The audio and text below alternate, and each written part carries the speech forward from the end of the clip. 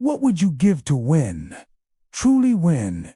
In a world where victory is promised only through the ultimate sacrifice, would you surrender your body, your sanity, your very will to live? Or would you stand, step after step, heart pounding, until nothing remained of who you once were? Stumble too often, slow down, or stop, and the penalty is instant, brutal death.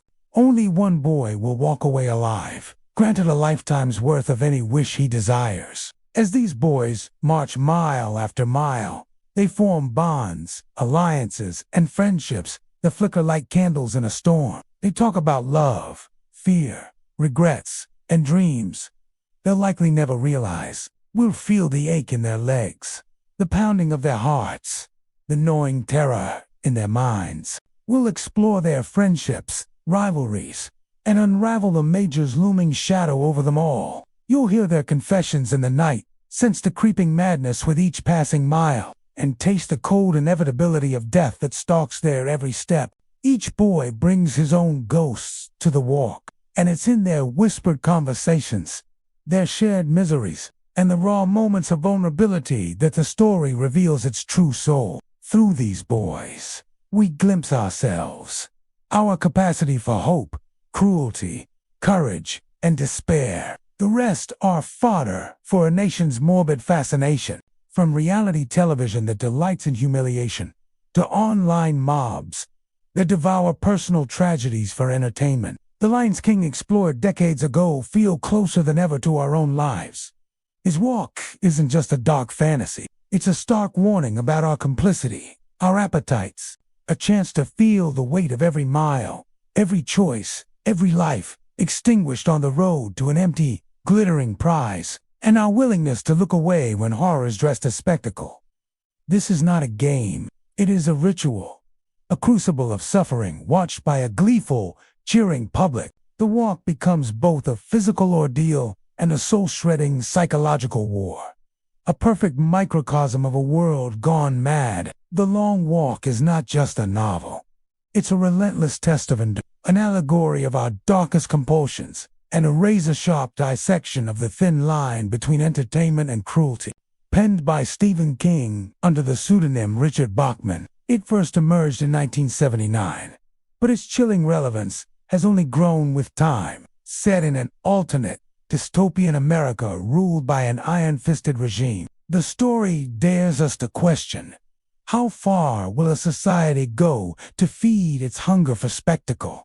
And how far will an individual go to survive it? At the center of this story is the Long Walk itself, an annual event where 100 teenage boys must keep walking no slower than 4 miles per hour. Stephen King has called The Long Walk one of his most personal works. Written while he was still in college, the novel's rawness pulses through every page, beneath the surface-level horror of teenagers being forced to march themselves to death. There's a powerful meditation on conformity, authoritarianism, and the desperate need for meaning in a world that seems determined to grind us down. King's America in The Long Walk is one where entertainment has blurred into atrocity, and where individual lives are mere currency for the crowd's fleeting amusement. It's a vision both eerily prescient and terrifyingly intimate. Yet, at its heart, The Long Walk is also a story of fragile, human connections.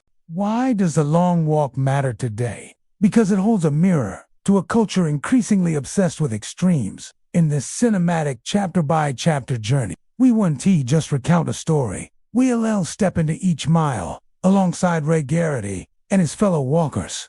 This is more than a narration. This is an immersion, a test of your own endurance as a listener. So, lace up your boots, steel your mind, and prepare for a journey that will challenge everything you believe about victory, sacrifice, and what it truly means to keep moving forward. Welcome to The Long Walk. It starts with a kiss goodbye, not of love's promise, but a silent, choking dread. A mother's trembling lips brush her son's cheek as the first light of dawn stains the main sky. Soldiers mill about with clinical efficiency, their rifles slung but eyes sharp. Here, every boy tries to hide his terror beneath bravado, but their eyes betray them. Wide, restless, haunted, they're boys pretending to be men in a world eager to devour them. The boy is 16-year-old Ray Garraty, and in that moment, he doesn't know if he'll ever see her face again. He reminds them of the rules. Keep walking at or above 4 miles per hour. Fall below 3 times and you're out. Permanently. He sees her face in his mind, framed by dark hair, eyes shining with worry. But Jan isn't here. She's a memory he must carry like a talisman through every grueling mile. There's an initial rush of adrenaline, the surreal giddiness of being part of something enormous. Some boys grin, some whoop and holler, and some remain stoic. But beneath it all, there's a shared current of denial. None of them truly believe they'll die. Not yet. There's no mercy, no forgiveness. Warnings are given by the soldiers on the half-track, announced through cold, crackling loudspeakers. 3 strikes mean death. The crowd roars, a carnival of gleeful, hungry eyes around him. 99 other boys shuffle, stretch, or stand frozen in fear, each clinging to some last scrap of home before the whistle blows and the rest. No turning back. Garraty finds himself near McVries, who introduces himself with a biting wit. They joke about the crowd, the major, the absurdity of the event. Laughter offers momentary refuge from fear, but only momentary. The ominous presence of the half-track, an armored vehicle bristling with rifles and manned by unflinching guards, hangs like a specter beside the road. Its engine idles, ready to carry out the punishment no one wants to imagine. The half-track follows relentlessly, a mechanical predator in their wake. Every time it inches closer, boys quicken their steps with raw panic glinting in their eyes. The air is cold and still in the starting zone, just outside the Canadian border, a quiet stage before the relentless march begins. Among the crowd, Ray's gaze catches faces he'll soon come to know intimately. The sardonic loner whose sharp tongue masks a bleeding soul. Olsen, the gentle giant, with an aura of fatalistic calm. And Baker, the soft-spoken kid who looks like he belongs anywhere but here. Cheers ring out, but behind them lurks a dark glee. These people aren't here to celebrate. They're here to witness. Each boy carries an invisible weight, a secret reason for entering the walk, a desperate need for the prize, or maybe a death wish. They don't dare confess. The road feels endless, and so does the loneliness. Garraty's legs ache, but he forces himself forward, matching his stride to each footstep is a silent vow. I will not be the first. The soldiers herd the boys into position as the massive scoreboard looms overhead, waiting to display their numbers and any issued warnings. A man who radiates cold authority with every inch of his immaculate uniform and medals polished to a mirror shine. The crowd erupts into a strange mix of cheers and uneasy silence as the major strides down the line, his eyes flicking over each boy like they're livestock up for slaughter. When he looks at Garraty, the major's gaze lands for just a second too long, a moment that makes Garraty's skin crawl. It's as if the major already knows how his story will end. And then he appears. The major himself. A brief speech, almost casual, is delivered by the major. Garraty's thoughts flash to Jan, the girl he loves, the reason he wants to win. Then, with a sharp, shrill whistle that cuts the morning air, the long walk begins. 100 pairs of feet move in unison, the sound like thunder rolling across the empty highway. Within the first few miles, conversations begin to bubble among the walkers. Spectators line the road, waving signs and throwing streamers, as if the boys are heroes instead of condemned men. Already, small signs of struggle emerge. A boy near the back starts to limp, drawing the first murmurs of who might be the first to falter. Night falls, and the highway turns into a river of darkness punctuated by the white glow of the soldiers' headlights. 100 boys, one road, and the beginning of a game where every step could be their last. The night air wraps around the walkers like a cold shroud as darkness deepens, and each boy begins to realize the walk isn't a game, it's a sentence. Garraty doesn't see it happen, but the news spreads like fire, sparking unease through the ranks. They learn the first and most important rule.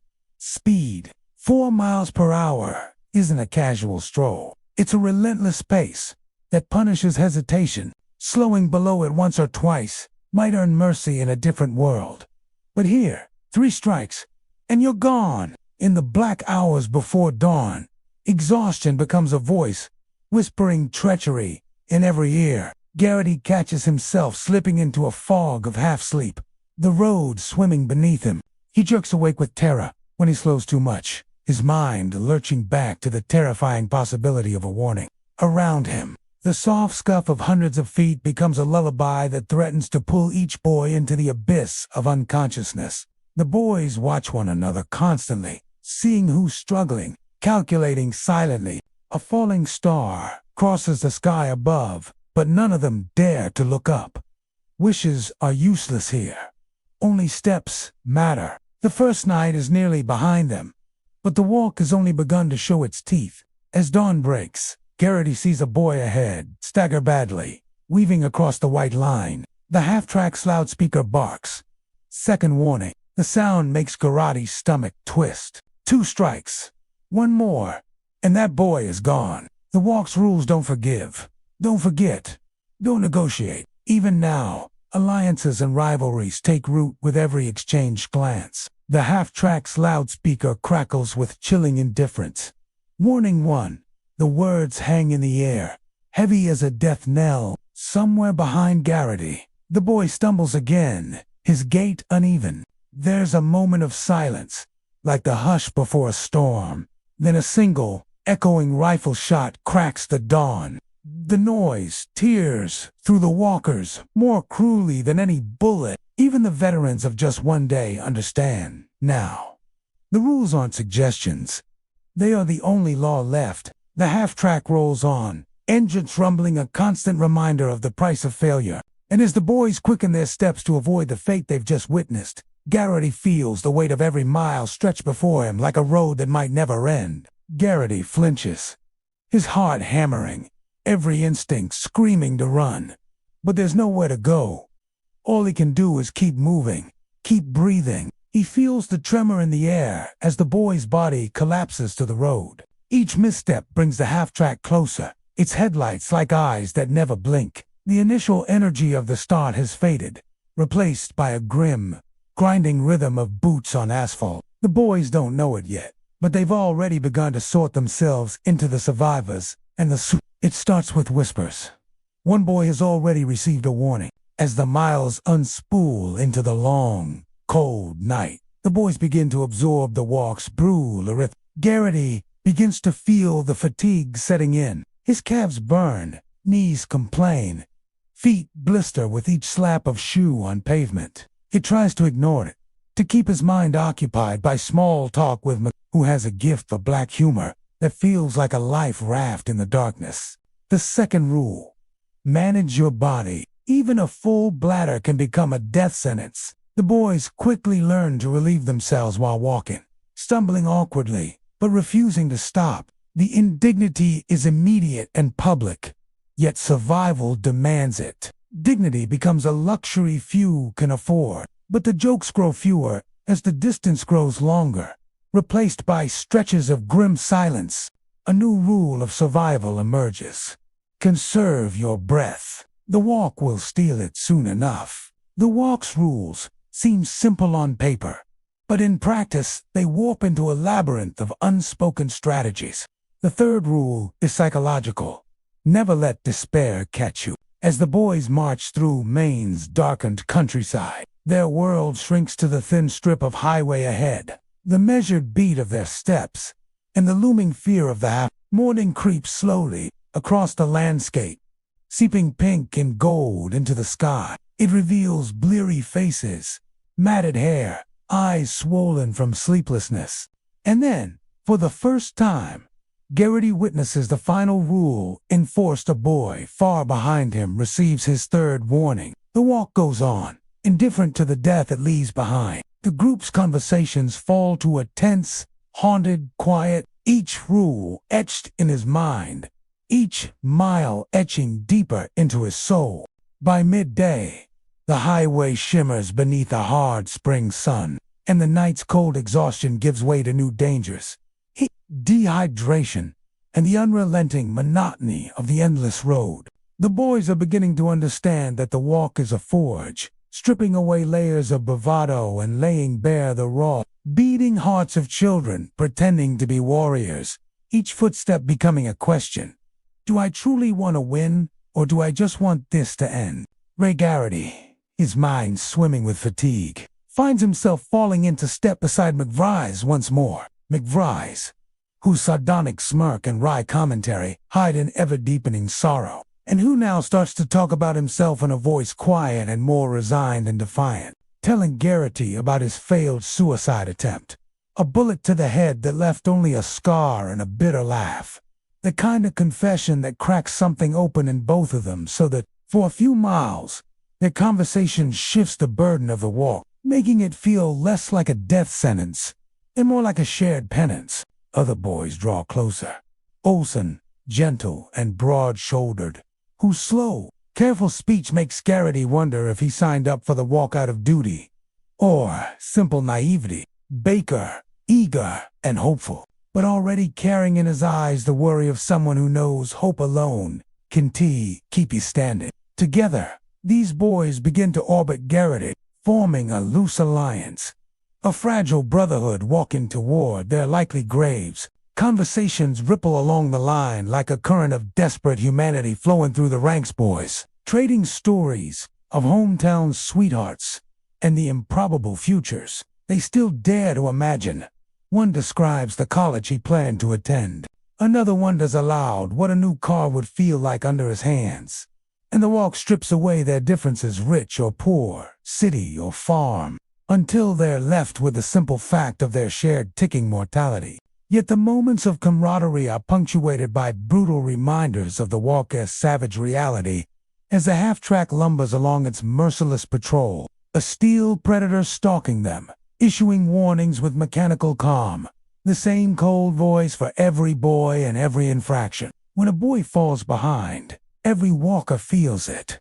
The sudden hush of conversation, the frantic shuffle of feet speeding up, some staring straight ahead, while others risk a glance back. Always the same sickening suspense of whether he will recover or they will hear that final, thunderous report. One boy, a frail kid from upstate, stumbles twice within minutes, his face pale, eyes wild with panic as he tries to regain speed, and the roadside crowd erupts with cruel excitement.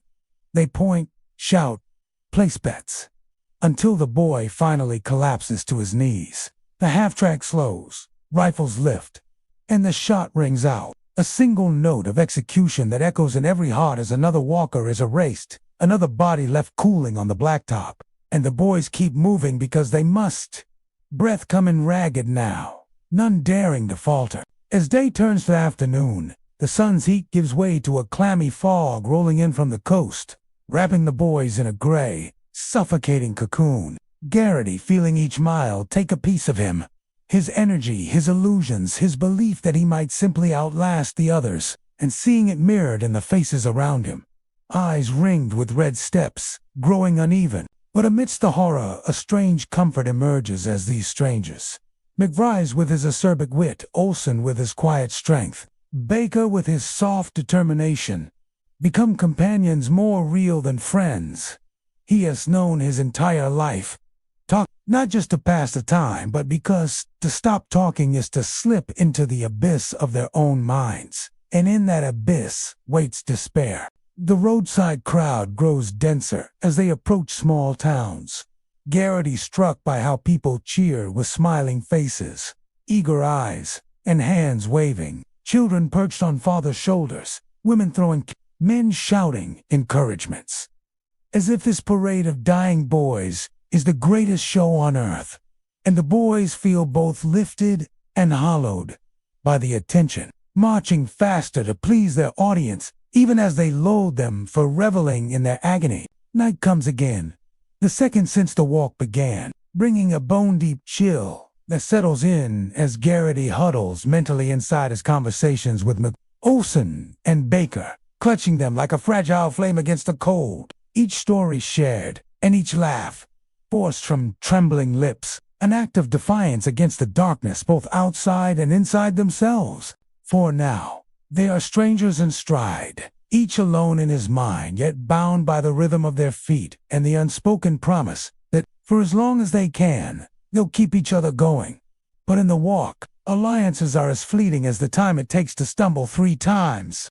The night's darkness grows heavier, pressing in like a physical weight, as the boys trudge on beneath a sky smudged with clouds, their faces pale, masks in the shifting light of the soldiers' trucks. The road seems endless, a black ribbon unwinding beneath blistered feet, and Garraty can't tell how many hours have passed since sunset. Time has blurred into the steady, hypnotic cadence of footfalls and ragged breaths. A shrill voice on the loudspeaker slices through the gloom.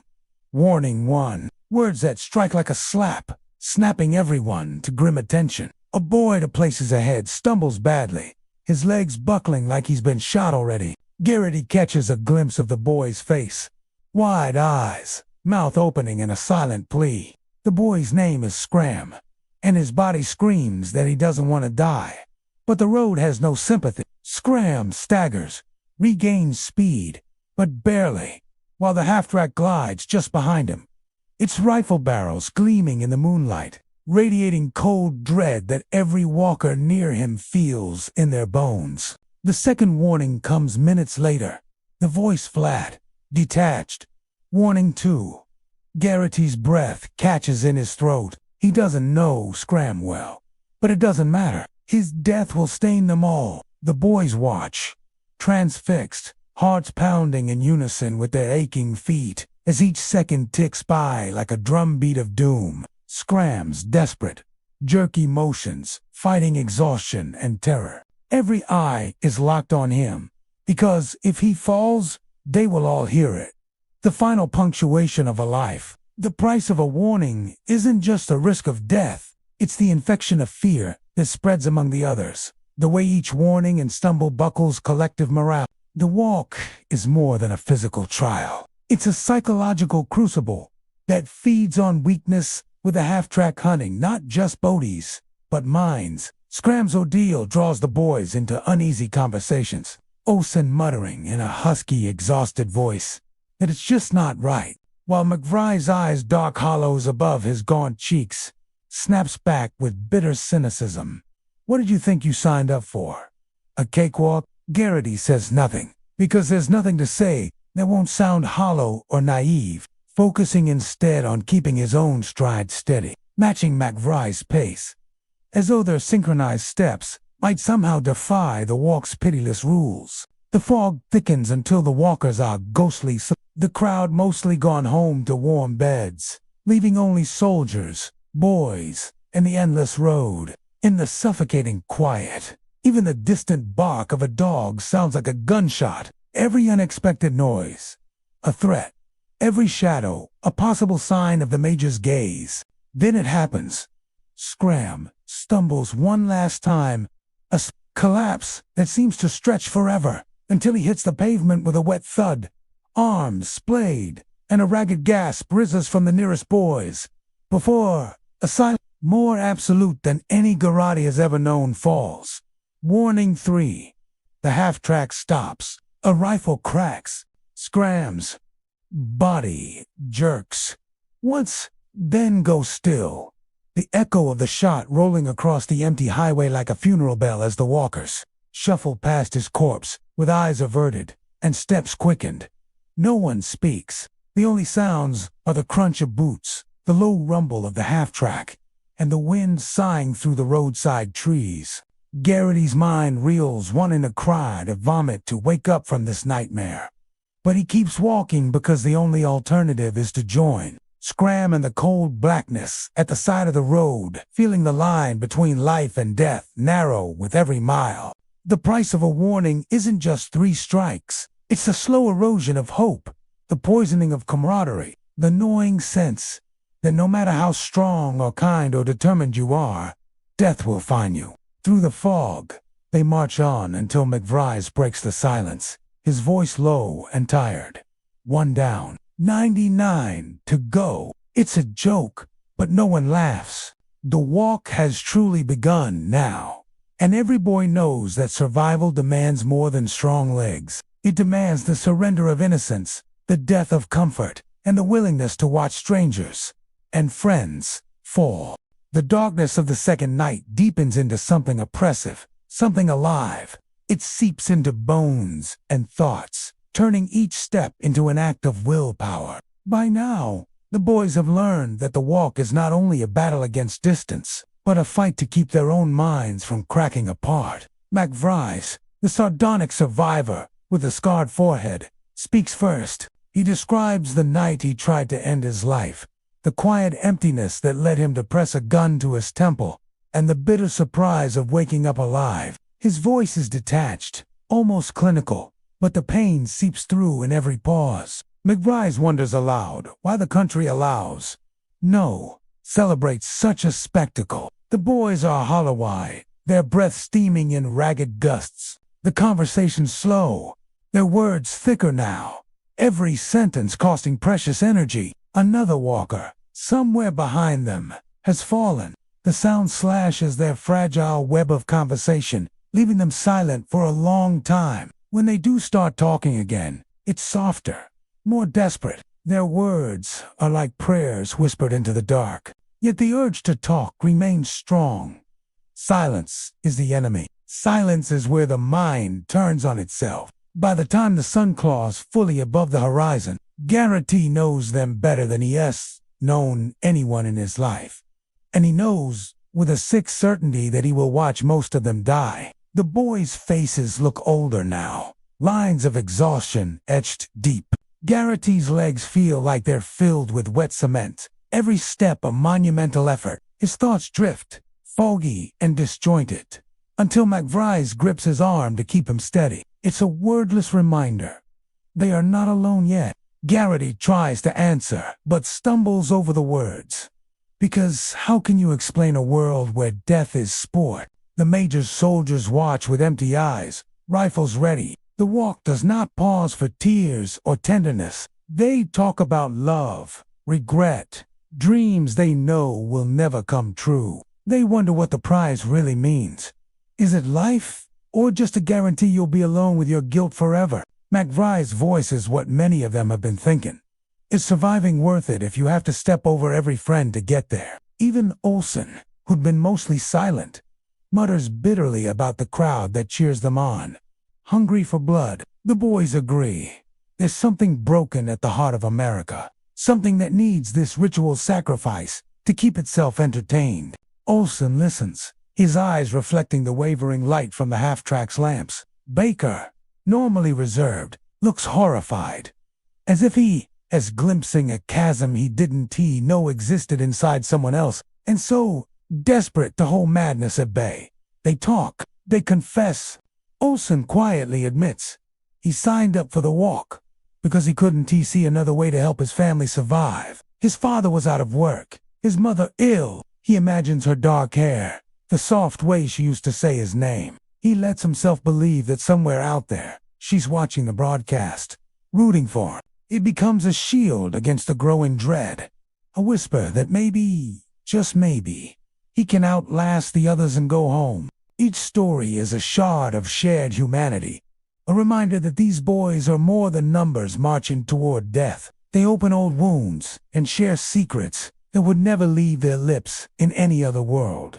Around Garraty, the loose circle of boys he's come to trust begins spilling stories like one by one. Confessions ripple through the group. Baker talks of a childhood dog he watched die of distemper because his family couldn't afford a vet. Garraty tries to keep his own memories of Jan, his girlfriend, close. As the confessions deepen, the conversations wander into darker territory. The nature of the walk itself, around mile 80, the air grows colder still, the fog swirling like spirits across the road. Their shared words give rise to a strange intimacy, a raw closeness that defies the competition they're locked in. In the distance, they hear a gunshot crack the night. Morning begins to bleed into the sky, pale and gray, washing the highway in a thin, sickly light. Through it all, The half-track hums along behind them, patient and unstoppable. And so they keep moving, each mile a confessional booth on the highway, each shared secret, another measure of the terrible price they pay for every step. The rising sun casts a pallid glow across the highway, revealing the toll of endless hours on the walkers' faces. Eyelids droop, feet drag, conversations fade into exhausted mutters. By now, the walk has claimed a handful of boys, but none so far from Garraty's orbit. Today, that will change. Today, death comes close enough to touch. A hush ripples down the line as a boy just ahead begins to falter. His name is Curly, a brash kid who swaggered at the start, cracking jokes and swearing he'd win. Now, he's pale and shaking, his steps uneven, his breaths ragged gasps. Garraty feels a sick dread watching him struggle. The first warning comes with a cold authority. Warning 1. The loudspeaker's voice is mechanical, uncaring. Curly tries to pick up his pace, but it's clear his body is giving out. His feet slap the pavement awkwardly. His head lolls forward, sweat streaming down his face. The second warning comes minutes later, each word heavy with finality. Warning 2. A shiver of fear runs through every boy. They've heard warnings before, but now they see what it looks like when someone realizes death is certain. McVries whispers a shaky commentary voice, low so only Garraty can hear. He's done. He knows it. You can see it in his eyes. And he's right. Curly's eyes are wide, frantic, darting from side to side, as though searching for an escape route. There is none. Only the road, the endless white line, and the half-track humming behind him, like a hungry predator. Every step Curly takes seems to drain him further, like life itself is leaking out with every slap of his shoes on the pavement. His breathing grows more ragged, his legs wobble, and when he finally stumbles a third time, the world holds its breath. Warning 3. A single gunshot cracks the morning air. The sound is louder than thunder, sharper than any scream. Curly's body jerks, then crumples to the pavement like a marionette with its strings cut. Blood pools beneath him, dark and shockingly vivid on the sunlit road. The crowd at the roadside gasps, some in horror, others in sick fascination, but the walk doesn't pause. The boys keep moving, stepping around Curly's lifeless body like it's just another pothole. Garraty's stomach lurches. He forces himself not to look back, but the image burns into his mind anyway. The reality of the walk crystallizes with brutal clarity. This is not a contest of wills, but a procession to the slaughter. McVries mutters something Garraty can't catch, but the words don't matter. The haunted look in his eyes says enough. As they march on, silence falls like a heavy blanket. Even McVries has no jokes left. Olson's lips move in silent prayer, while Baker's eyes glisten with tears he refuses to let fall. The bonds formed during the long night feel frail now, threatened by the cold certainty that any one of them could be next. Then the crowd's reaction begins to cut deeper than any fatigue. Spectators lining the highway cheer wildly, as if a touchdown had been scored. Some scream Curly's name, others chant for the boys to keep going. A few cry out their favorite walkers' numbers, placing casual bets on who will drop next. Garraty feels a nauseating wave of disgust and a terrifying spark of understanding. The crowd's attention is a drug, both sickening and seductive. The Major's half-track rolls past Curly's corpse, indifferent, already scanning for the next weak link. Garraty sees the soldiers' expressions, blank, professional. For them, this is routine. For the boys, it's an earthquake. As the morning stretches into blazing midday, the boys' pace becomes more uneven. Legs shake, feet shuffle. Garraty's thoughts drift to Jan again, her memory a lifeline he clings to. But even that comfort feels thin now, fragile as gossamer in the rising heat. They keep walking, because there is no choice. And in every pounding heartbeat, Garraty feels the truth solidify. Curly will not be the last. The road is hungry, and they are its sacrifice. As the sun climbs higher, its heat becomes a smothering blanket, pressing the boys down with every breath. Each mile is a furnace. The road shimmers in waves of rising heat, and sweat slicks Garraty's face until he can barely see. His shirt clings to his skin, soaked through, chafing with every tortured step. The walk has become something more than grueling. It has become unbearable. The conversations that once distracted them from their pain dry up completely.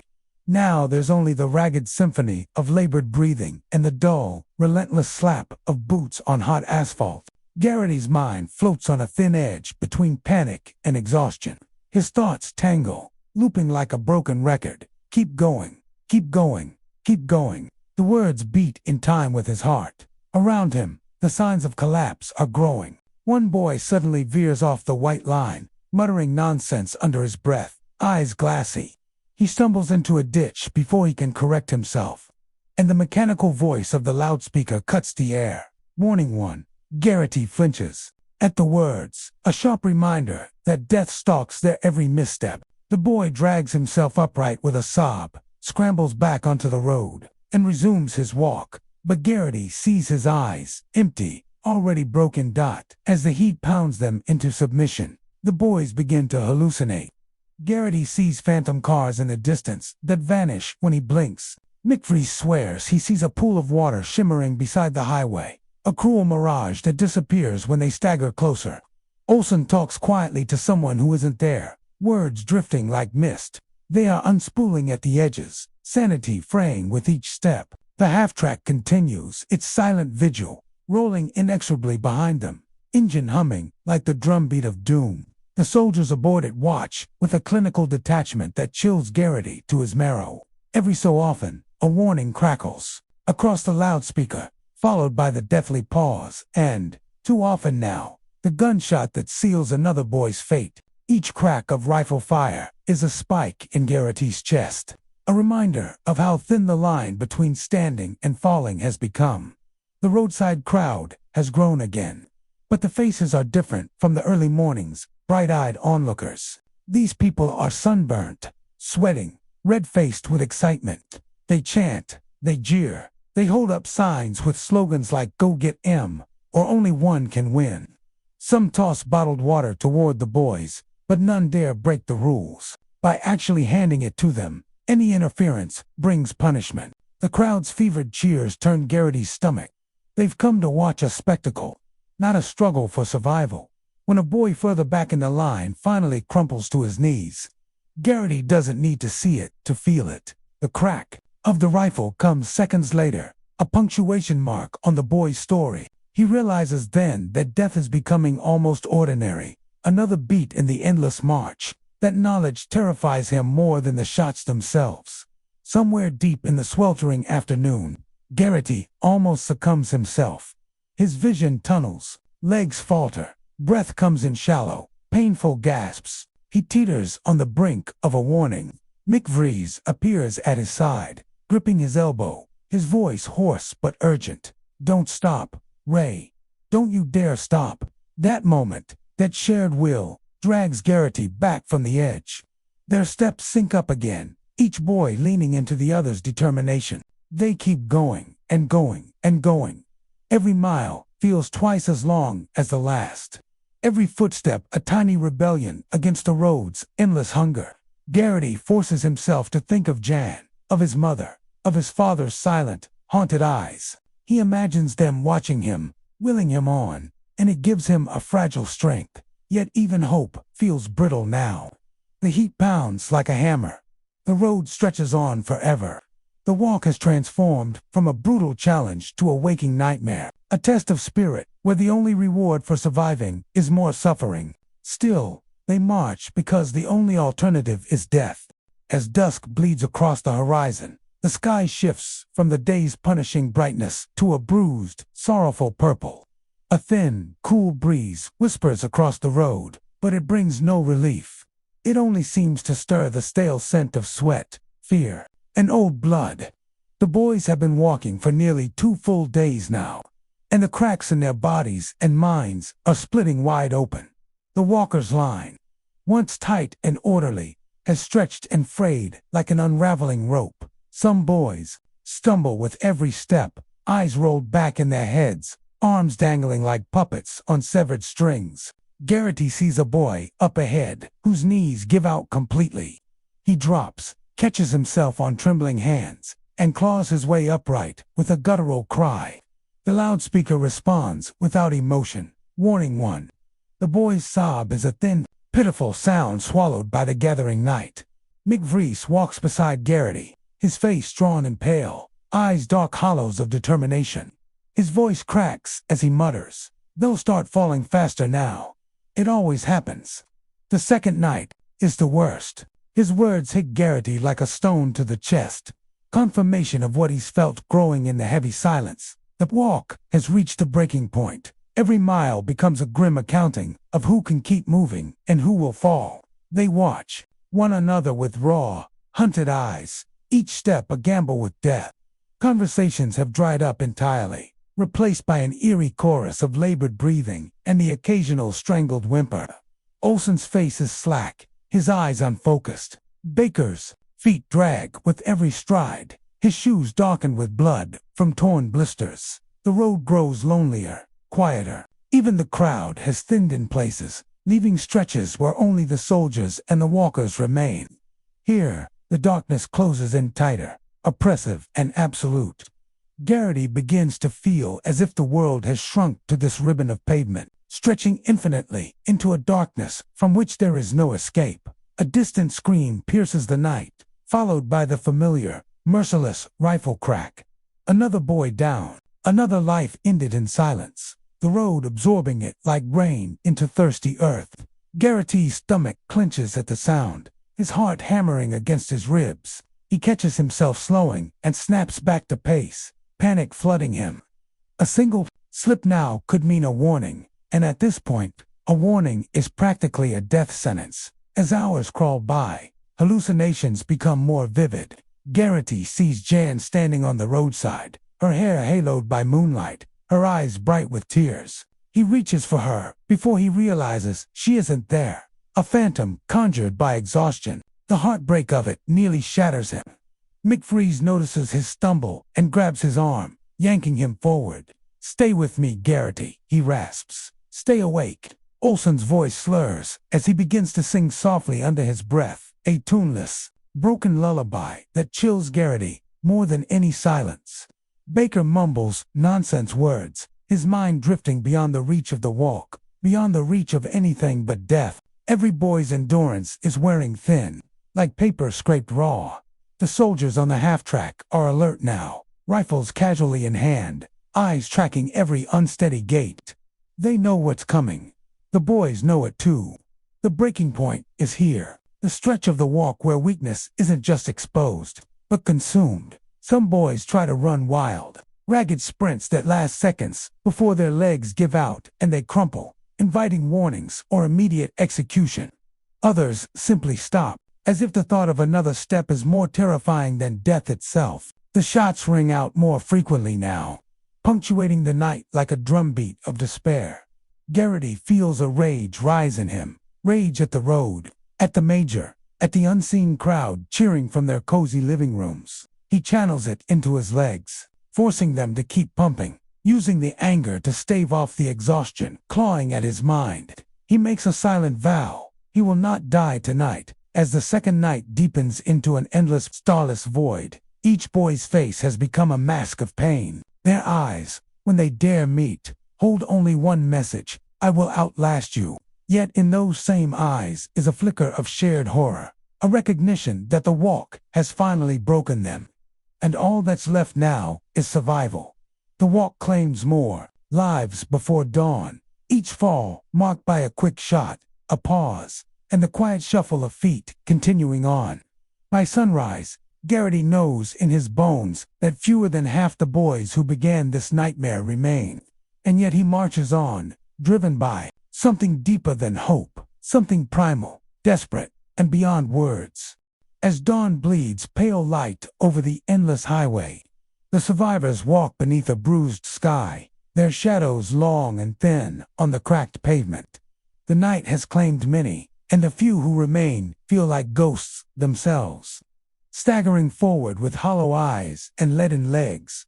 Yet something unexpected has begun to grow among them, a strange, fragile bond forged in shared torment. Garraty notices it first in the way he instinctively matches McVries' pace, or the way Baker nods faintly whenever Garraty catches his gaze. A silent confirmation that they're still alive, still together. Olsen, who'd been drifting deeper into a fog, seems to draw a fragile strength from their presence. These boys, who days ago were strangers, are now bound by something stronger than friendship. The desperate need to believe they are not alone in their suffering. They don't talk much. Speech takes precious energy, and words feel clumsy in the face of what they've witnessed, but they don't need to speak to understand one another. A glance, a small gesture, a ragged breath, these say everything.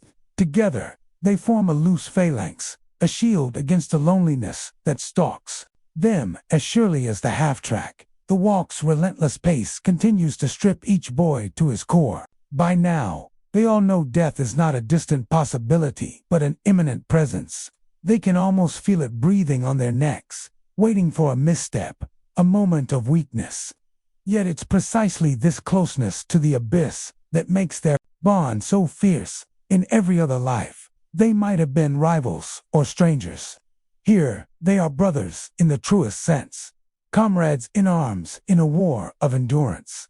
As the morning unfolds, they pass through another small town.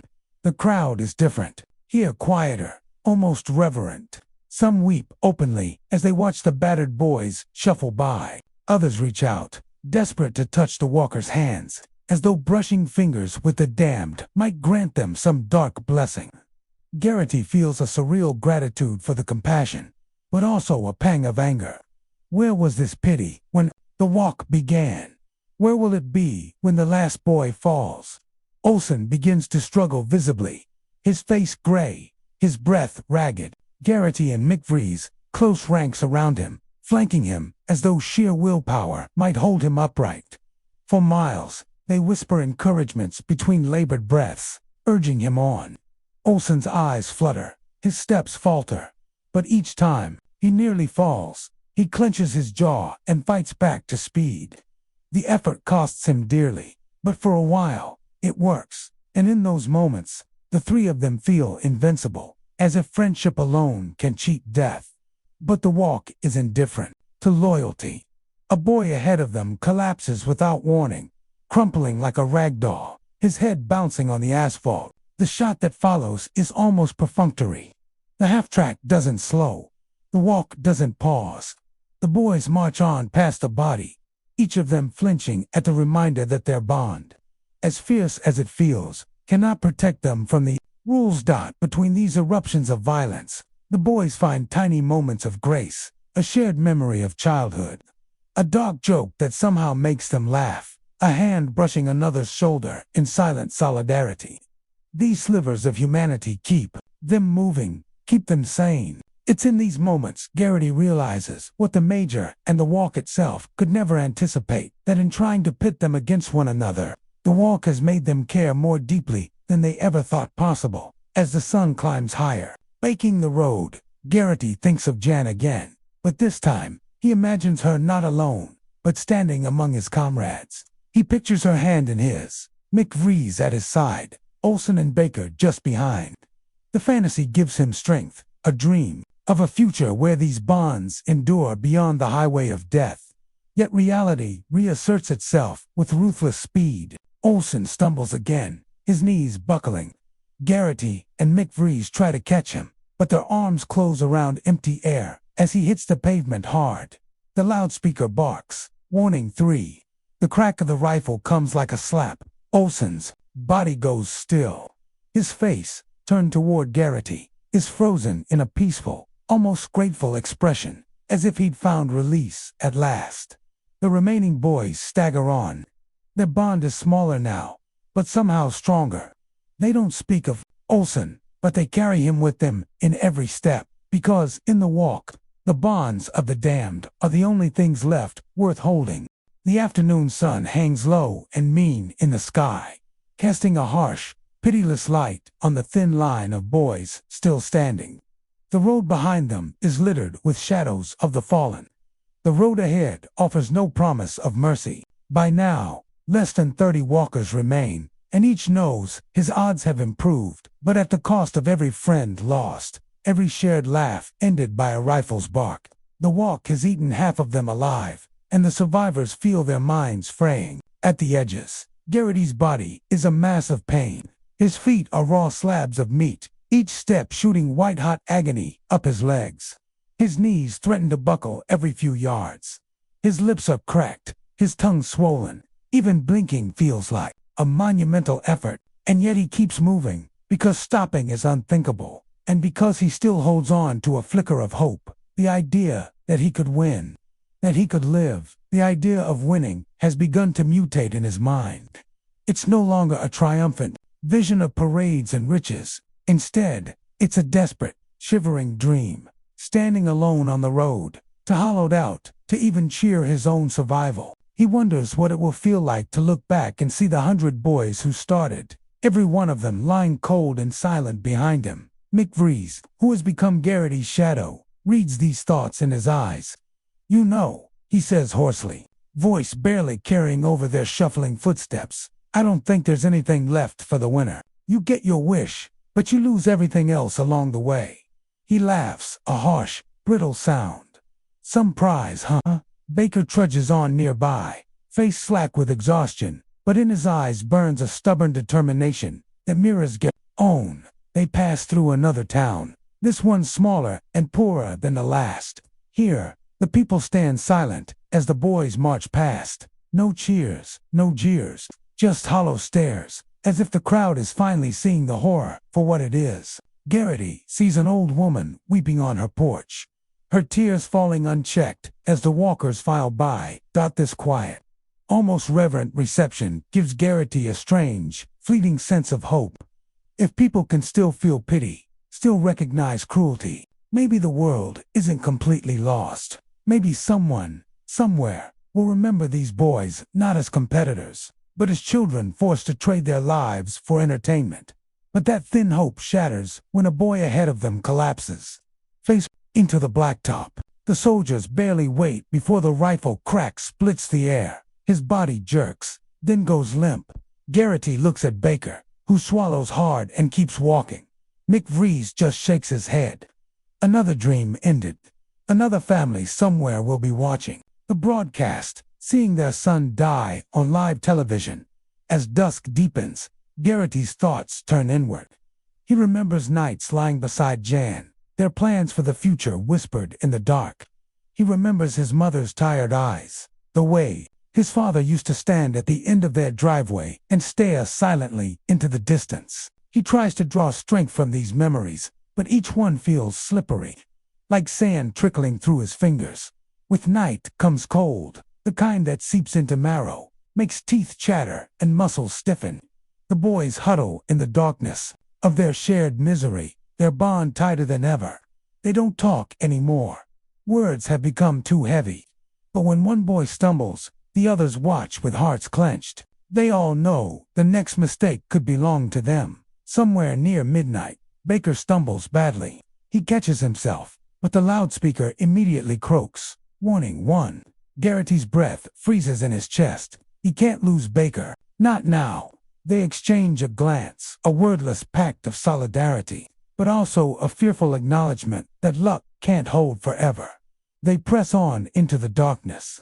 Each step a prayer, each mile a bargain with fate. Garraty clings to the last, fragile hope that if he can just keep walking, just one more mile, just one more step, somehow the dawn will bring something different, something kinder. But deep inside, he knows the road doesn't care. The walk doesn't end because they deserve mercy. It ends when everyone else is dead. And so he moves forward, feet screaming, heart hammering. Every ragged breath, a testament to the simple, stubborn power of hope. The last and cruelest weapon the walk has left to break them. Asterisk. A third dawn breaks across the highway like a pale, reluctant promise, painting the cracked road and hollow-eyed walkers in cold light. By now, only a handful remain. Where there were once 100 boys jostling for position, there are fewer than 20, and each knows his name is etched on a bullet, just waiting for the call. The survivors move like sleepwalkers, heads bowed, feet dragging, every breath a struggle. Conversations have vanished entirely, replaced by a silence thick as fog, but there's no peace in it, only the heavy presence of death. Hanging over every staggering step, McVries catches Garraty's eye. His face is gray, his lips blue with cold, but his gaze burns with a fierce, almost mad light. "Ray," he rasps, voice thin as wind, "you ever think, maybe it's better to just stop, to end it on your own terms?" His words drift like ash on the morning air, chilling Garraty deeper than the dawn's icy wind. Garraty wants to shout no, to swear he'll never give up, never give in, but the words die in his throat, because even as he fights the thought, he knows it has crept into his mind too, whispering that a quick death might be kinder than the endless grind of this nightmare.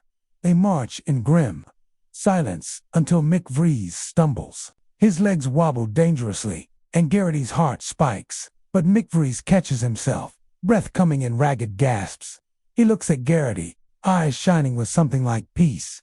"I'm tired, Ray," he says softly, as if confessing a secret. He's kept too long, so damn tired. And then, with a suddenness that feels both impossible and inevitable, McVries slows deliberately. His steps shorten, his pace falters. The half-track's loudspeaker barks. "Warning, 1." The words echo like a funeral bell. Garraty wants to grab him, to drag him forward, but McVries shakes his head. His lips form a faint, grateful smile. "Let me go," he whispers. Garraty's breath catches in his chest. Tears fill his eyes, but he forces himself to keep walking, because he knows McVries wouldn't want him to stop. Warning 2, comes the next cold announcement. The soldiers already shifting, rifles glinting in the morning sun. McVries raises a hand in a final, small salute to Garraty. "Don't forget me," he says. Warning 3. The shot rings out, sharp and final. McVries crumples to the road, his body folding in on itself, face turned toward the sky, as if reaching for a peace he'd been denied for too long. Garraty stumbles, nearly falling himself, but catches his balance just in time. He walks on, his heart a raw wound. Every step past McVries' still form feels like a betrayal. Garraty's mind reels with grief, rage, and the unbearable emptiness of losing the only friend who truly understood him. The walk's cruelty reveals itself in full. It doesn't just kill bodies, it severs bonds, isolates hearts, leaves survivors with ghosts for companions. The remaining boys stagger onward, more alone than ever. Garraty feels a dark numbness seep into him. The cold morning air cuts his lungs, but he barely notices. All he can think is that McVries chose his end, and that choice, terrible as it was, feels almost like a victory. The crowd along the road senses the change.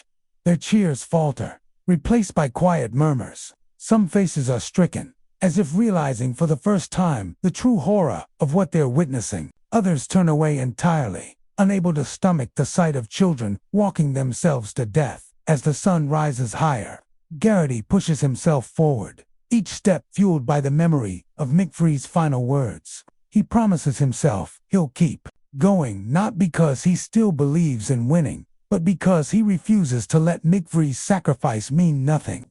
He will walk until his legs give out, until his mind shatters, until death takes him on its own terms, but he will not choose to die. The choice has been made. And as Garraty marches on, he feels both utterly alone and impossibly determined. The sun climbs mercilessly higher, beating down on the shrunken line of boys who remain. Their shadows grow shorter, sharper, cutting across the blacktop like wounds. Garraty's mind drifts in and out of focus, thoughts dissolving into a haze of exhaustion. He's lost track of how many boys have fallen since McVries, each death a distant thunderclap in the fog of his fatigue. Yet somewhere deep in his marrow, Garraty senses a shift. A hush seems to settle over the walk, as if the very road is holding its breath. It comes in the form of a soft wind from the north, a breeze that cools the sweat on his fevered skin, stirring the rank air that has hung over them like a curse. Garraty lifts his head. The wind, a small, blessed relief, that feels like a gift from a world that has long since turned its back on him. For the first time in days, he dares to think of survival not as a curse, but as a possibility. The boys who remain look like revenants. Their eyes are sunken, cheeks hollow, bodies moving with a slow, automatic precision. Baker's face is the color of wet ash, his breath a thin rasp. Yet, when the breeze touches him, his eyes flutter open wider, a spark of life reigniting for a moment. They share a faint, fleeting smile, a glimpse of who they were before the walk stripped everything away. That moment is broken by the sound of rapid, stumbling footsteps behind them. A boy, Harkness, sprints forward in a panic, eyes wild, arms flailing. He's gasping something incomprehensible, tripping over his own feet. The loudspeaker explodes with warnings in rapid succession. Warning 1, warning 2. Garraty's heart seizes because he knows what's coming. Harkness lets out a strangled cry as his legs give way. The third warning cuts through the hot, brittle air. Warning 3. The rifle's crack is immediate. Harkness folds in on himself, skidding across the pavement, his final breath lost in the rising wind. The other boys barely react. There's no energy left for horror. Each death is a confirmation of the inevitable, a reminder that mercy is fleeting and always conditional. But that cool breeze continues to blow, a subtle kindness that revives Garraty's senses just enough to remember who he is. He thinks of Jan, her eyes, her laughter, the way she smelled of lilacs and summer grass. He remembers his mother's soft humming in the kitchen, his father's quiet pride. These memories pierce the fog, giving his legs a new rhythm. He matches his stride to his heartbeat, refusing to let despair set the pace. As afternoon bleeds into evening, Garraty watches Baker begin to falter. His friend's head bobs with every step, feet scuffing the ground. Garraty moves closer, brushing his shoulder against Baker's, a silent plea not to give up. For a moment, Baker straightens, his eyes meeting Garraty's with a flicker of gratitude. Then he trips, almost falling, but catches himself. The loudspeaker's voice is immediate. Warning 1. Garraty grabs his arm, steadying him. Stay with me, Baker, he hisses, voice raw. Please. Baker nods weakly.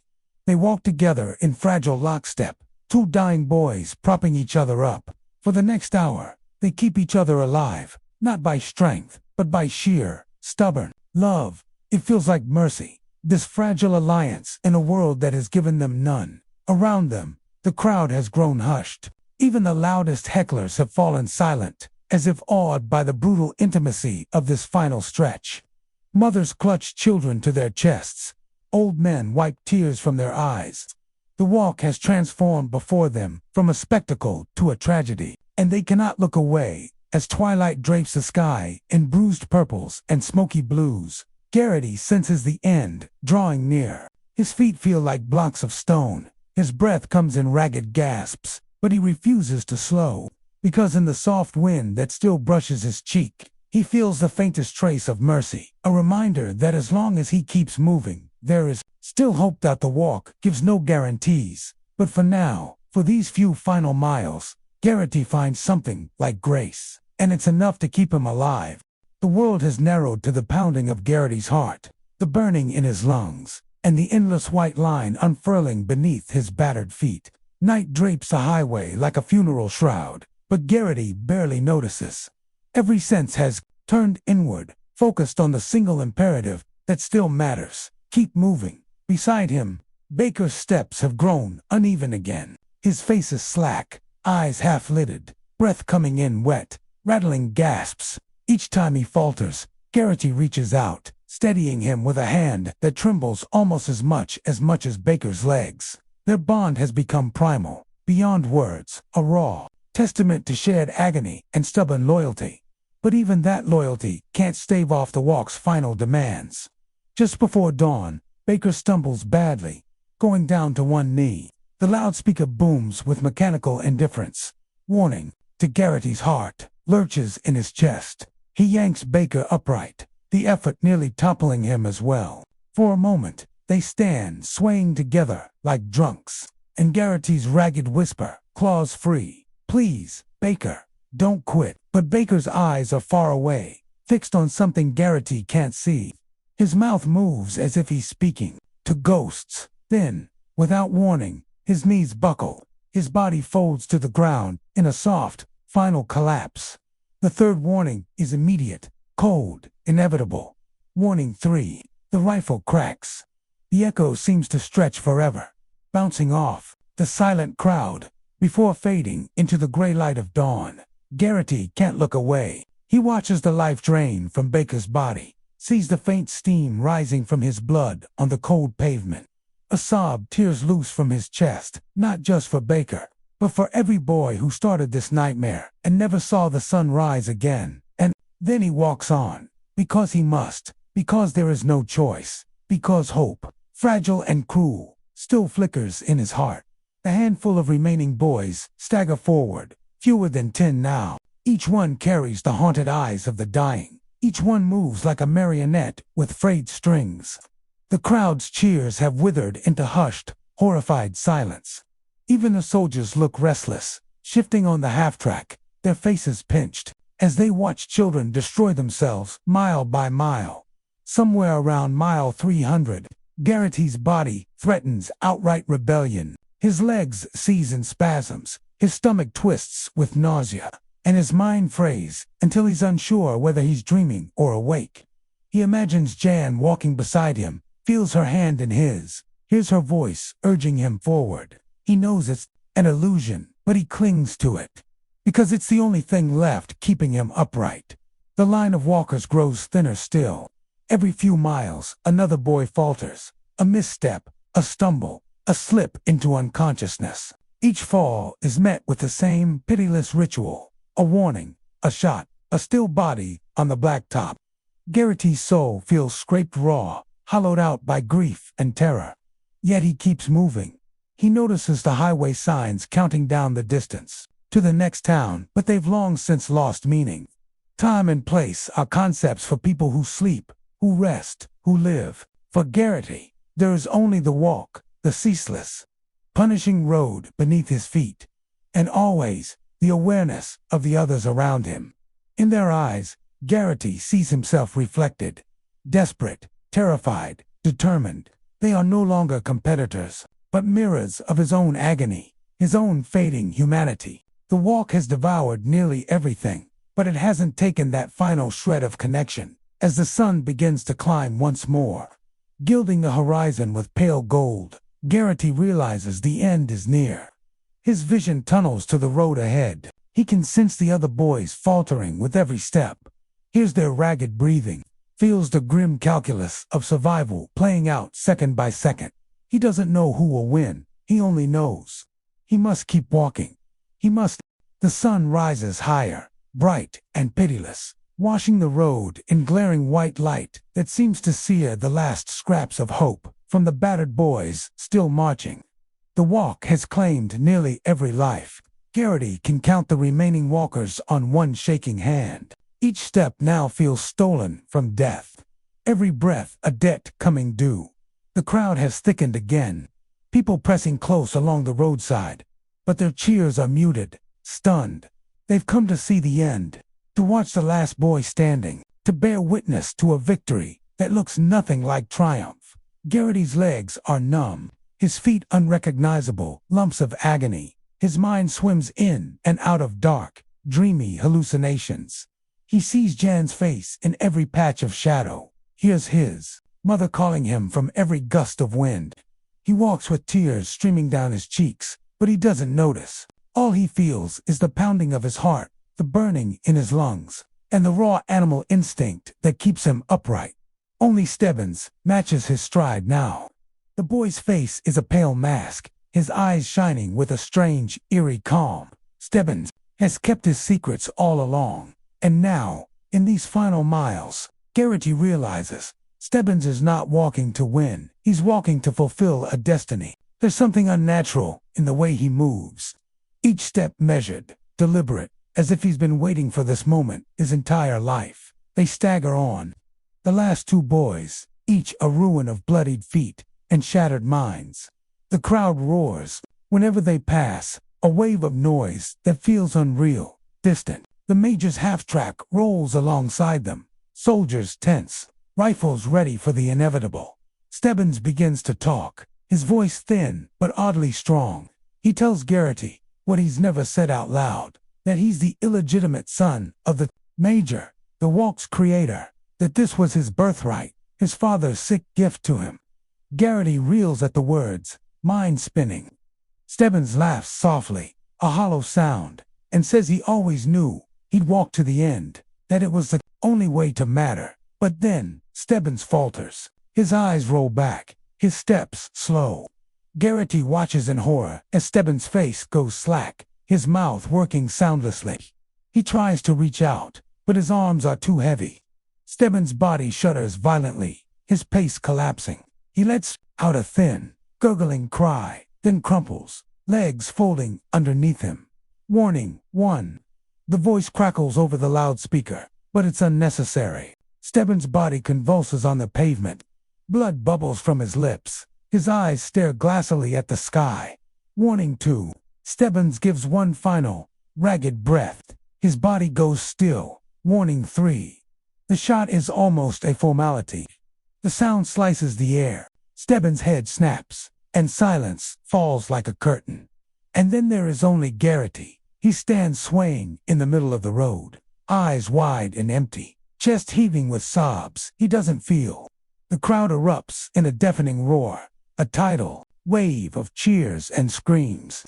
The major steps down from the half-track, his uniform crisp, his face a mask of pride. He opens his arms as if to embrace Garraty, to claim him, to crown him.